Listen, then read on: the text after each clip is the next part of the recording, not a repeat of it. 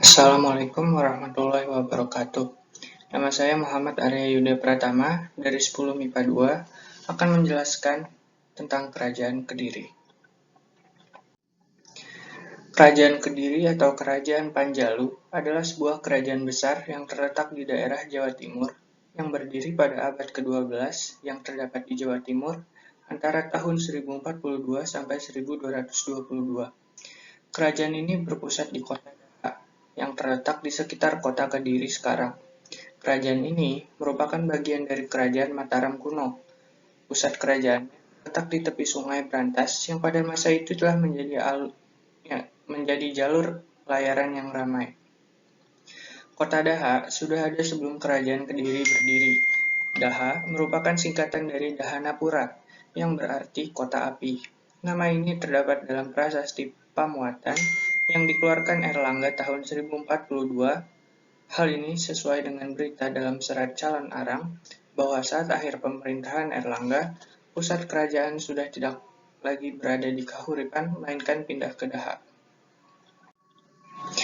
Pada akhir November 1042, Erlangga terpaksa membelah wilayah kerajaannya karena kedua putranya bersaing memperebutkan tahta. Putra yang bernama Sri Samarawijaya mendapatkan kerajaan barat bernama Panjalu yang berpusat di Kota Baru, Daha.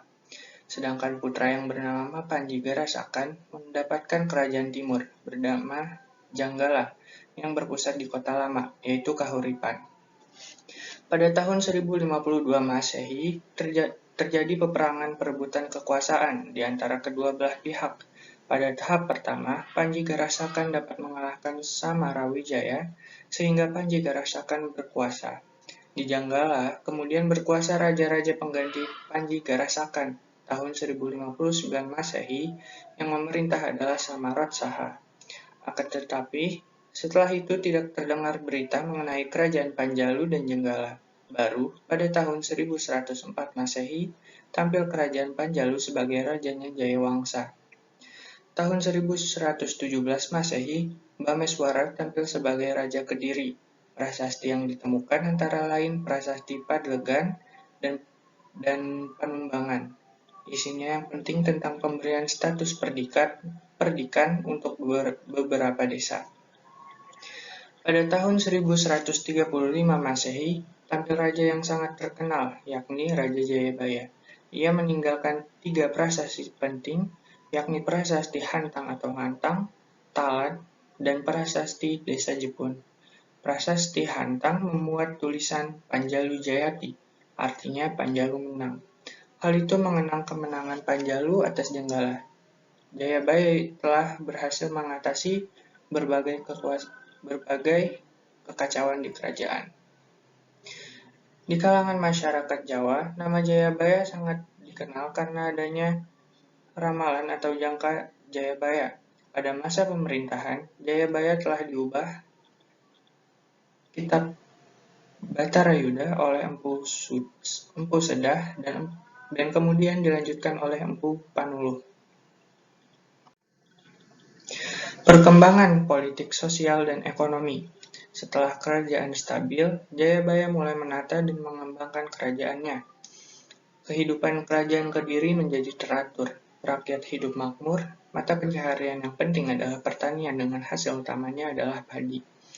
Pelayaran dan perdagangan juga berkembang. Hal ini ditopang oleh Angkatan Laut Kediri yang cukup tangguh. Armada Laut Kediri mampu menjamin keamanan perairan Nusantara.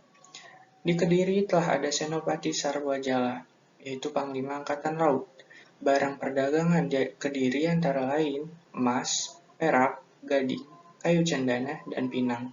Kesadaran rakyat tentang pajak sudah tinggi. Rakyat menyerahkan barang atau sebagian hasil buminya kepada pemerintah.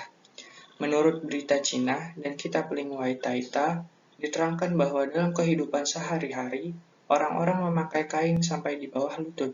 Rambutnya diurai, rumah-rumah mereka bersih dan teratur, lantainya ubin yang berwarna kuning dan hijau. Dalam perkawinan, keluarga pengantin wanita menerima emas kawin berupa emas, rajanya berpakaian sutra, memakai sepatu dan perhiasan emas. Rambutnya disanggul ke atas, Kalau berpergian raja naik gajah atau kereta yang diiringi oleh 500-700 prajurit. Berikut ilustrasi tentang perkembangan politik, sosial, dan ekonomi di Kerajaan Kediri. Lalu, kebudayaan di Kerajaan Kediri. Terdapat pertunjukan wayang, di Kediri dikenal adanya wayang Panji. Lalu ada karya sastra. Yang pertama adalah Kitab Bharatayuda. Kitab Bharatayuda ditulis pada zaman Jayabaya untuk memberikan gambaran terjadinya perang saudara antara Panjalu melawan Jenggala. Perang saudara itu digambarkan dengan perang antara Kurawa dengan Pandawa, yang masing-masing merupakan keturunan Bharata. Lalu yang kedua ada Kitab Kresnayana, yaitu Kitab Kresnayana ditulis oleh Empu Triguna pada zaman Jayaswara. Isinya mengenai perkawinan antara Kresna dan Dewi Rukmini. Yang ketiga ada Kitab Smaradhana. Kitab Smaradhana ditulis pada zaman Raja Kameswari oleh Empu Darmaja. Isinya menceritakan tentang sepasang suami istri, Smara dan Rati, yang menggoda Dewa Siwa yang sedang bertapa. Smara dan Rati kena kutuk dan mati terbakar oleh api, yaitu dahana, karena kesaktian Dewa Siwa. Tetapi mereka dihidupkan kembali dan menjelma sebagai Kameswara dan permaisurinya. Lalu ada Kitab Lubdaka. Kitab Lubdaka ditulis oleh Empu Tanakung pada zaman Raja Kameswara. Isinya tentang seorang pemburu bernama Lubdaka. Ia sudah banyak membunuh. Pada suatu ketika ia mengadakan pemujaan terhadap Siwa sehingga rohnya yang semestinya masuk neraka menjadi masuk surga. Sekian presentasi dari saya. Wassalamualaikum warahmatullahi wabarakatuh.